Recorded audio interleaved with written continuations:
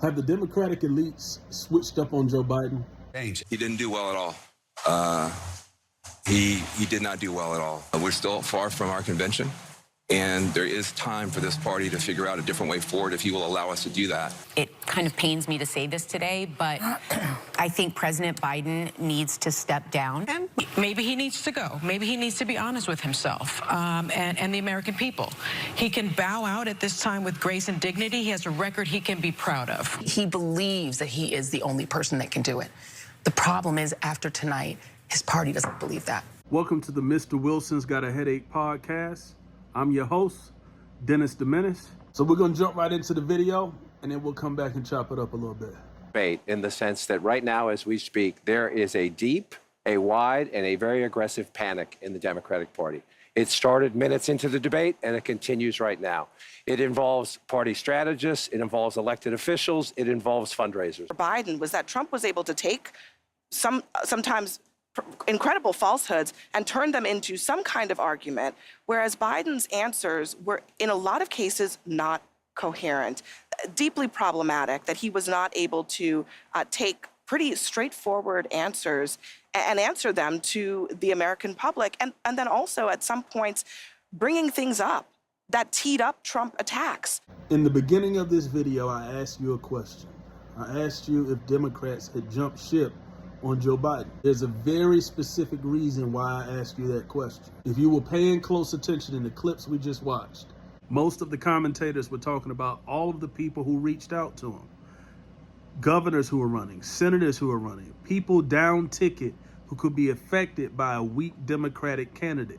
They even mentioned fundraisers. These are the people who run the Democratic Party 365 days a year. These are the people who fund the Democratic Party. Now, I'm not going to say that the media doesn't have anything to do with it. Quite frankly, this is the first time in years that we have not seen them try to spin the narrative on this debate. One thing we all know is that CNN, especially MSNBC, other media outlets, will try their best to spin every negative thing about any Democrat. On this podcast, I don't choose sides, Republican or Democrat.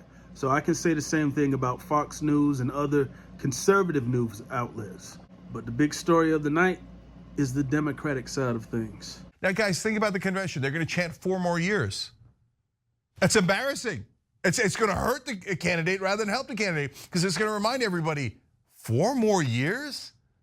You're going to add 4 more years to Biden's current physical state. The parties. The Democratic Party doesn't care about you. They don't care about winning elections. All they care about is their own power, money, salary, status, title. So all those people that work on the Biden campaign, if there was a new candidate, they'd be fired tomorrow. All the people at the DNC would likely be out if there's a new candidate. All of Democratic leadership is tied to Joe Biden, so they don't care that he's gonna lose. They just wanna keep their jobs. They don't care about the country, they don't care about you. They're gonna sell you out and pretend that he's perfectly fine. It's beyond insanity. There might be Republicans who are like, no, don't drop out, don't drop out. Oh, this is perfect. I mean, super last thing. If you're Trump's team, or you're Donald Trump yourself, and you said to them, come up with a dream scenario, walk-off home run. Well, what you would say is that Biden comes out and goes, Right after this interview, there was an interview with Kamala Harris. I believe, and most people say, that most communication is nonverbal. If you pay close attention in the clips that I'm about to show you, Kamala Harris seemed kind of shocked that Anderson Cooper continued to press her. Check this out. Are wondering if President Biden should even step aside. What do you say to that? Listen, first of all, what we saw tonight is the president making a very clear contrast with Donald Trump on all of the issues that matter to the American people. Yes, there was a slow start, but it was a strong finish. And what became very clear through the course of the night is that Joe Biden is fighting on behalf of the American people, on substance, on policy, on performance. Joe Biden is extraordinarily strong. And but I'm sorry, on substance and policy and performance tonight, I mean, the president's performance tonight clearly was disappointing for his supporters. CNN is reporting Democratic lawmakers watching the debate were worried about the president's performance. One said it was a disaster. Another called it a train wreck. Those are Democrats especially worried that Biden did not punch back on Trump's lies. 3 years ago, we commemorated the 2-year anniversary of Dobbs, wherein women across our country have been denied emergency health care, All that may be true. All that may be true.